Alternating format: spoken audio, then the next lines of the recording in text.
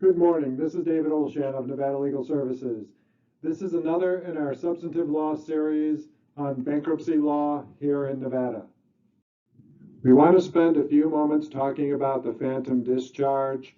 This applies to Chapter 7 bankruptcy when one spouse files for bankruptcy protection but the other doesn't.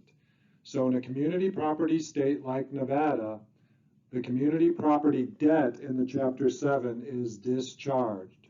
So the non-filing spouse does receive benefits of the Chapter 7 filing by having their community property debts discharged by the filing community spouse.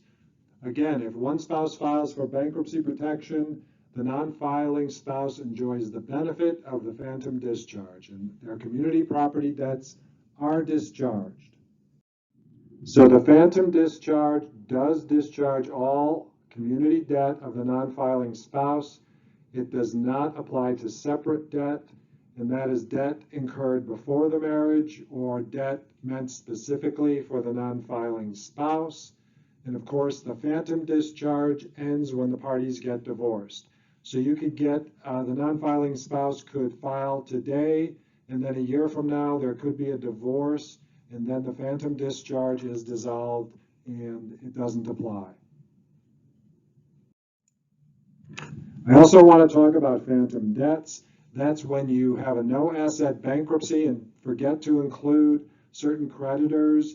You have to include all your creditors in your bankruptcy petition. However, you may omit some, you may forget some, but if that's the case and you have a no asset bankruptcy, those debts are discharged as well.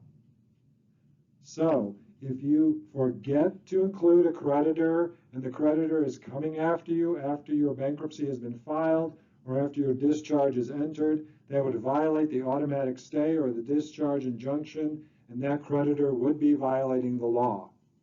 So keep in mind, again, in a no asset bankruptcy, all the debts of the debtor are discharged, even ones that aren't included in the schedules. This kind of defies common sense and intuition, but it does apply here in the Ninth Circuit, and phantom debts are discharged in a Chapter 7 no asset bankruptcy. To qualify for jurisdiction here in the bankruptcy court in Nevada, you have to have lived in Nevada for 6 months prior to filing. To qualify for Nevada exemptions, you have to live here for 2 years. And to qualify for the homestead exemption, you have to live here and own a house for 40 months, which is approximately, well, it is 3 years and 6 months. So if you are thinking about filing a bankruptcy and you just moved here and you want to take advantage of Nevada exemptions, you may have to wait some 6 months, 2 years, or 40 months, depending on what you're trying to protect. We are Nevada Legal Services. If you need help with bankruptcy or any other legal issue, give us a call in Southern Nevada, 866-432-0404. In Northern Nevada, 800-323-8666.